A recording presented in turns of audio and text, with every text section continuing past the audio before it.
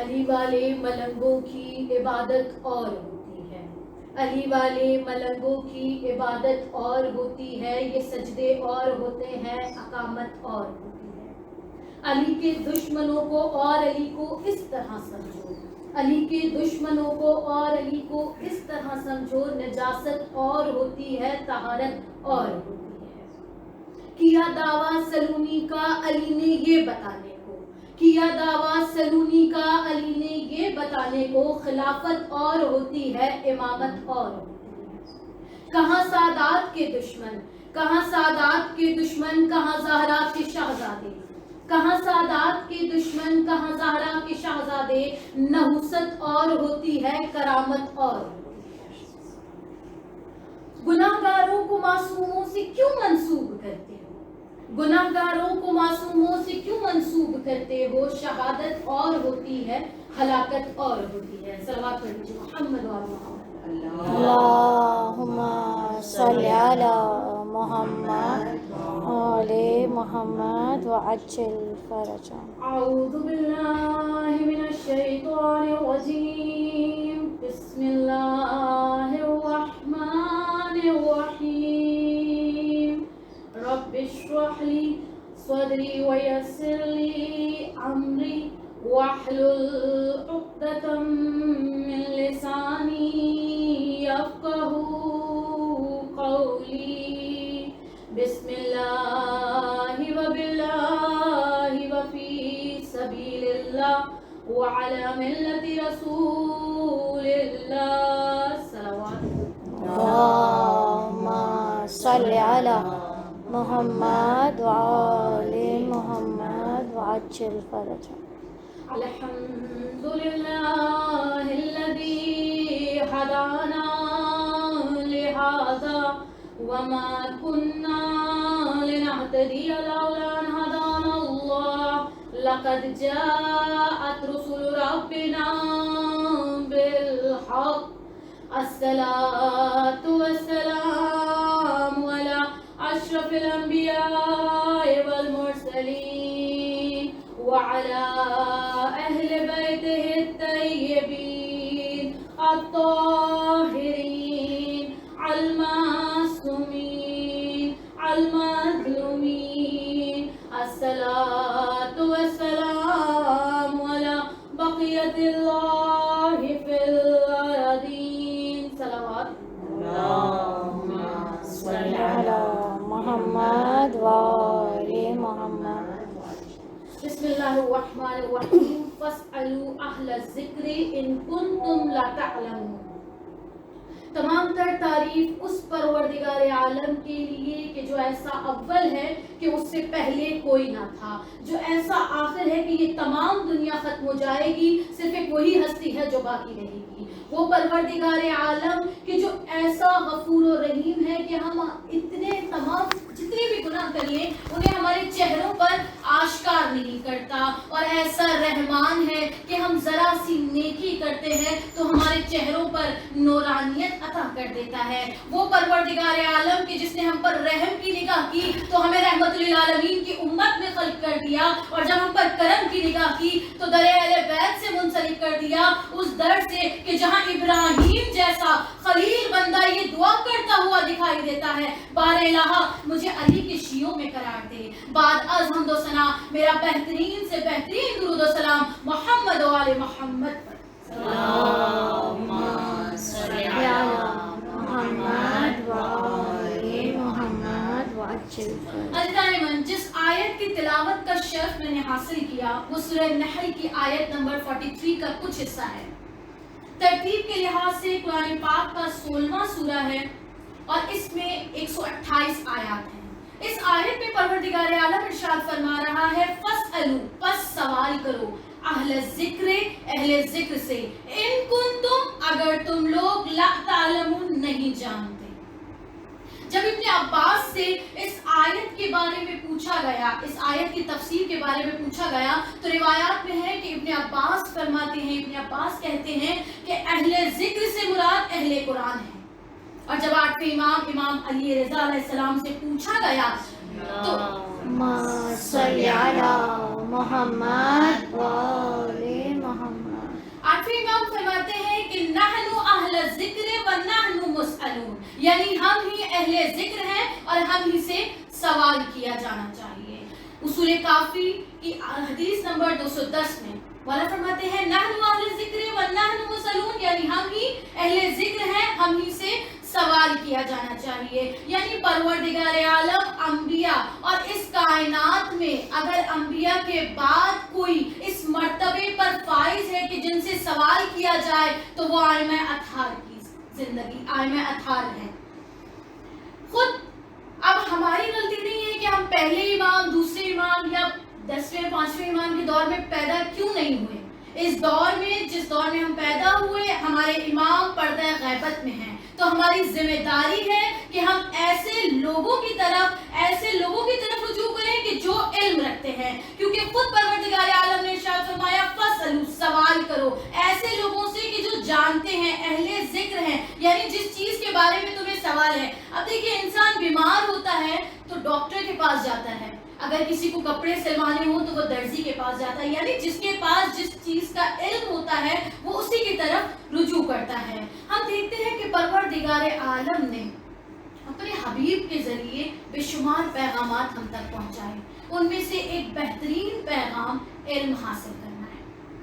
اور پروردگار عالم نے جب پہلی وحی نازل کی تھی اس وقت بھی پروردگار عالم نے اپنے حبیب سے کہا تھا اقرا بسم، یعنی پڑھ اپنے رب کے نام سے، یعنی تعلیم کو اہمیت دی۔ خود رسول خدا صلی اللہ علیہ وآلہ وسلم ارشاد فرماتے ہیں طلب العلم فریضۃ علی کل مسلم و مسلمات، یعنی علم حاصل کرنا ہر مسلمان مرد اور عورت پر فرض ہے۔ یعنی ایسا نہیں ہے کہ کوئی کہے کہ یہ صرف فقط مرد حاصل کر سکتے ہیں، اس سے عورتوں کا کوئی لینا دینا نہیں ہے، یا عورتیں یہ کہیں یا خواتین یہ کہیں کہ یہ صرف مرد حاصل کر سکتے ہیں، ان سے ہمارا، اس علم سے ہمارا کوئی لینا دینا نہیں ہے۔ چھٹے امام کے دور میں ایک شخص آیا، کہتا ہے مولا میں آپ کا چاہنے والا ہوں لیکن میں علم حاصل نہیں کرنا چاہتا۔ تو امام فرماتے ہیں کہ میرا چاہنے والا ہو اور کہے کہ میں علم حاصل نہیں کرنا چاہتا تو میں حکم دوں گا کہ اسے کوڑے لگاؤ۔ دیکھیے کریم ابن کریم امام ہے، امام کے اس فرمان سے کیا ہمیں میسج مل رہا ہے؟ امام فرما رہے ہیں مجھ سے محبت کا تقاضا یہ کہ علم حاصل کیا جائے۔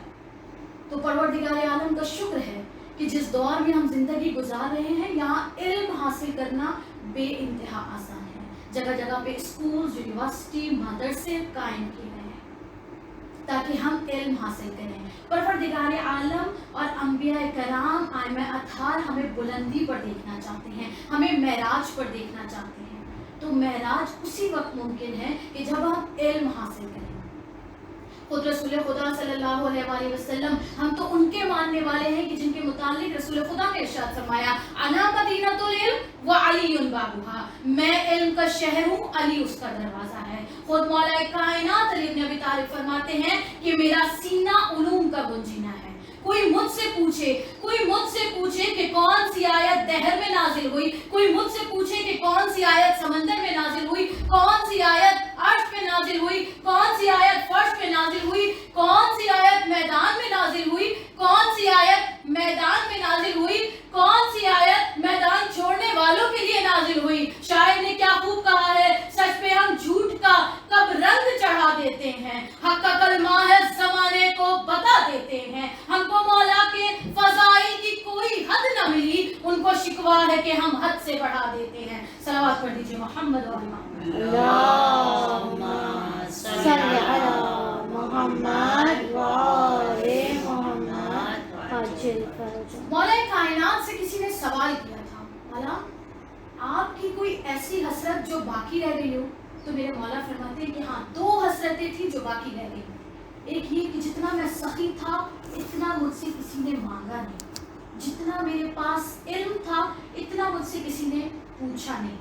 میرے مولا آخری لمحات تک ممبر سے ہٹ کے لوگوں سے کہتے رہے سلونی قبل ان تغفرونی، سوال کرو قبل اس کے کہ میں تمہارے درمیان سے چلا جاؤں، کیونکہ میں زمین کے راستوں سے زیادہ آسمان کے راستوں سے واقف ہوں۔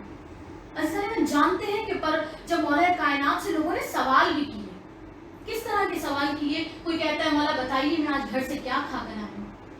کوئی کہتا ہے مولا بتائیے کہ آج میرے سر پہ کتنے بال ہیں. مولا فرماتے ہیں کہ میں بتا سکتا ہوں, علی بتا سکتا ہے کہ تمہارے سر پر کتنے بال ہیں, لیکن تم اور تمہاری پوری قوم بھی اپنے جواب کی تصدیق نہیں کر سکتے. یعنی علی تو جانتا ہے کہ تم کیا کھا کر آئے ہو, تمہارے سر پر کتنے بال ہیں, لیکن تم اس چیز کی تصدیق نہیں کر سکتے. اسی طرح یہودی ایک قوم کا ایک عالم دین تھا, یہودی قوم کا بہت بڑا عالم دین تھا. اس نے کہا کہ میں جو ہے بہت بڑا عالم ہوں, اپنی رعایا میں, اپنی قوم میں بہت بڑا عالم ہوں. تو اس کی رعایا نے ایک فیصلہ کیا, چونکہ ہم نے سنا ہے کہ تو سب سے بڑا عالم ہے, تو ایسا اگر ہم نے مسلمانوں میں بھی ایک عالم دیکھا ہے, ہم نے مسلمانوں میں بھی ایک عالم دیکھا ہے, تو اس سے مقابلہ کر. تو وہ راضی ہو گیا, کیونکہ اسے اپنے علم پر بڑا فخر تھا, اپنے علم پر بڑا غرور تھا اس کو. تو کہنے لگا کہ ہاں میں ٹھیک ہے, میں اس چیز پہ راضی ہوں کہ میں جو ہے مقابلہ کروں کسی سے. اس کو مولا کے سامنے لایا گیا. جب وہ مولا کے سامنے آیا تو مولا سے کہنے لگا کہ اے شخص میں جو ہے تم سے مقابلے کے لیے آیا ہوں. مولا نے کہا اچھا. مولا مسکرائے. مولا نے کہا تم مجھ سے مقابلہ کرنے آئے ہو. کہنے لگا کہ ہاں میں آپ سے مقابلہ کرنے کے لیے آیا ہوں. سنا ہے آپ بھی بہت بڑے عالم ہیں, لیکن ہاتھ ملانے سے پہلے کہتا ہے آپ کا نام کیا ہے. میرے مولا بہت ہی زیادہ مسکرا کے خوبصورتی سے کہتے ہیں میرا نام ایلیا ہے. دیکھیے مجھے وہ خیبر یاد آ گئی کہ جب میرے مولا نے مرحب کے سامنے کہا تھا کہ میری ماں نے میرا نام حیدر رکھا ہے, کیونکہ مولا جانتے تھے کہ وہ مجھے حیدر کے نام سے جانتا ہے, اور مولا یہ بھی جانتے ہیں کہ یہ شخص مجھے ایلیا کے نام سے جانتا ہے. مولا نے کہا میرا نام ایلیا ہے. وہ کہتا ہے کہ اچھا آپ مجھ سے, میں آپ سے کچھ باتیں سوال کروں گا, اگر آپ نے میرے سوالات کے جوابات دے دیے تو میں آپ کے دین میں آ جاؤں گا, میں آپ پر ایمان رکھ لوں گا, اور اگر آپ نہ جواب دے سکے تو پھر جیسا میں کہوں ویسا آپ کیجیے گا. مولا نے کہا ٹھیک ہے تم سوال کرو مجھ سے. تو مولا سے وہ سوال کیا کرتا ہے, کہتا ہے بتائیے وہ ایک کیا جس کا دو نہیں, وہ دو کیا جس کا تین نہیں, وہ تین کیا جس کا چار نہیں, وہ چار کیا جس کا پانچ نہیں, وہ پانچ کیا جس کا چھ نہیں, وہ چھ کیا جس کا سات نہیں, وہ سات کیا جس کا آٹھ نہیں, وہ آٹھ کیا جس کا نو نہیں, وہ نو کیا جس کا دس نہیں, وہ دس کیا جس کے گیارہ نہیں, وہ گیارہ کے جس کے بارہ نہیں. آپ سوچ رہے ہوں گے کیسا بے وقوفانہ سوال تھا, لیکن نہیں, وہ اپنی قوم میں بہت بڑا عالم تھا. مولا نے مسکرائے. مولا نے کہا کوئی اور سوال ہے تو وہ بھی کر. کہنے لگا اگر اتنے سوال میں کسی اور سے کرتا وہ سوالوں کی گنتی بھول جاتا, آپ کہہ رہے ہیں اور سوال کروں. مولا نے کہا ہم ہی لوگوں کے لیے ہے قرآن میں سنقریئک فلا تنسا, ہم اس کے پڑھائے ہوئے ہیں جو کبھی بھولتا نہیں ہے, کوئی اور سوال ہے تو وہ بھی کر. تو کہتا ہے بس میرے اتنے سوال ہیں آپ جواب دے دیجیے. مولا نے کہا سن, وہ ایک کیا جس کا دو نہیں, وہ ایک میرا اللہ ہے جس کا کوئی دوسرا نہیں, وہ دو کیا جس کا تین نہیں, وہ دو دن اور رات ہیں جس میں پروردگار عالم یہ نظام چلا رہا ہے, جس میں کوئی تیسرا نہیں, وہ تین کیا جس کا چار نہیں, وہ تین طلاقیں ہیں جو یہودی نصارہ مسلمانوں میں سب میں سیم ہیں, جس میں کوئی چوتھا نہیں, وہ چار کے جس کا پانچ نہیں, وہ چار آسمانی کتابیں ہیں جس کا کوئی پانچواں نہیں, وہ پانچ کے جس کے چھ نہیں, وہ پانچ ہم پنجتن پانچ ہیں, وہ پانچ یومیہ نمازیں ہیں جس میں کوئی چھٹا نہیں, وہ چھ کے جس کا سات نہیں, وہ چھ سمتیں دیکھیے یا تو انسان اوپر دیکھتا ہے یا نیچے یا دائیں یا بائیں یا آگے یا پیچھے, چھ سمتیں جس میں کوئی ساتواں نہیں, وہ سات کے جس کا آٹھ نہیں, وہ سات آسمان ہے جس میں کوئی آٹھواں نہیں, وہ آٹھ کے جس کا نو نہیں, وہ آٹھ جنت کے دروازے ہیں جس میں کوئی نو نہیں, وہ نو کے جس کا دس نہیں, وہ نو حضرت صالحہ کی اونٹنی کو ذبح کرنے والے لوگ ہیں کہ جس میں کوئی دسواں نہیں, وہ دس کے جس کے گیارہ نہیں, وہ دس حاجیوں کے 10 روزے ہیں جس میں کوئی 11واں نہیں, وہ 11 کے جس کے 12 نہیں, وہ 11 حضرت یوسف علیہ السلام کے بھائی ہیں جس میں کوئی 12واں نہیں. اور سن اے شخص وہ 12 ہم 12 امام ہیں, 12 مہینے ہیں, 12 ساعتیں ہیں جس میں کوئی 13واں نہیں. صلوات پڑھ دیجیے محمد والے اللهم صل على محمد وعلى محمد وعجل فرجه. اس کے بعد وہ شخص مولا کے سامنے آ کے کہتا ہے مولا اے شخص مجھے لگتا ہے کہ یہ دنیا تمہارے سامنے بنی ہے, یا اس دنیا کے بنانے والے تم ہو. مولا کے سامنے وہ جب اس چیز کا اقرار کرتا ہے سربہ سجود ہوتا ہے اور مولا کے ہاتھ پر بیعت کر کے اسلام میں داخل ہو جاتا ہے. یہ وہ گھرانہ ہے کہ جس نے توحید پرستی کا سبق دیا, جس نے توحید پرستی کا سبق دیا. اس گھرانے کا ایک ایک فرد توحید پرستی کا درس دیتا ہوا نظر آتا ہے. جب حسین علیہ السلام نے دیکھا کہ حاکم وقت دین میں تبدیلی کرنا چاہ رہا ہے تو جو وارث دین تھی، جو نواسہ رسول تھی، انہوں نے اپنا گھر بار سب کچھ لٹا دیا۔ امام 2 محرم کو جب یہ قافلہ چلتے چلتے ٹھوکر کھا کے رکا ہے، زلجنا کو آگے بڑھانے کی کوشش کی جا رہی ہے لیکن زلجنا آگے نہیں بڑھ، وہ زلجنا کہ جو حسین کے مزاج سے اتنا واقف ہے کہ اسے اشارہ بھی نہیں کرنا پڑتا، اسے معلوم ہے کہ مجھے کب کیا کرنا ہے۔ ہاں زدرائم 2 تاریخ میں ملتا ہے کہ 2 موقع ایسے ہیں کہ جہاں بظاہر ایسا لگا کہ زلجنا حسین کا کہنا نہیں مان رہا۔ دوسرا مرحلہ وہ ہے کہ جب عصر عاشور زلجنا کی ٹاپوں سے سکینہ لپٹی ہوئی ہے اور کہہ رہی ہے اے زلجنا تجھے میرے حق کی قسم ہے، نہ جانا میرے بابا کو مکتب میں نہ لے جانا، میں یتیم ہو جاؤں گی۔ یقیناً آپ وہ عصر عاشور میں مصائب میں سنیں گے۔ آج پہلا مرحلہ ہے کہ جہاں زلجنا رک گیا، اصحاب امام آگے بڑھانے کی کوشش کیے کر رہے ہیں۔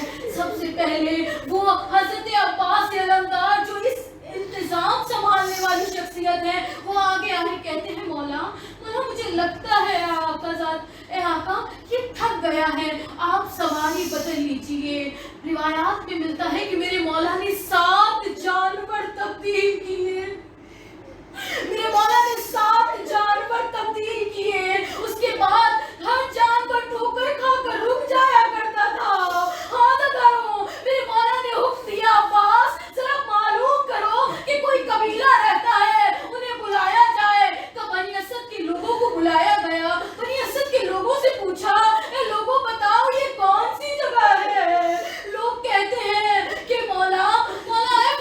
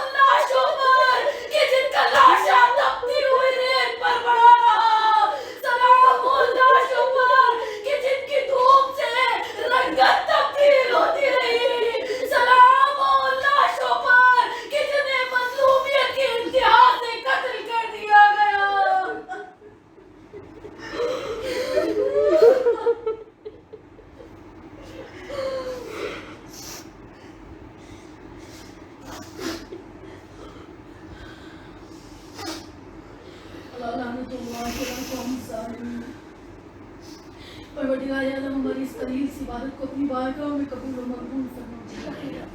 परवरदिगार आलम हमें अपने वक्त के इमाम का ऐसा नासिर बना, ऐसा तारगुजार बना तो जिस तरीके से मौला अब्बास को बनाया।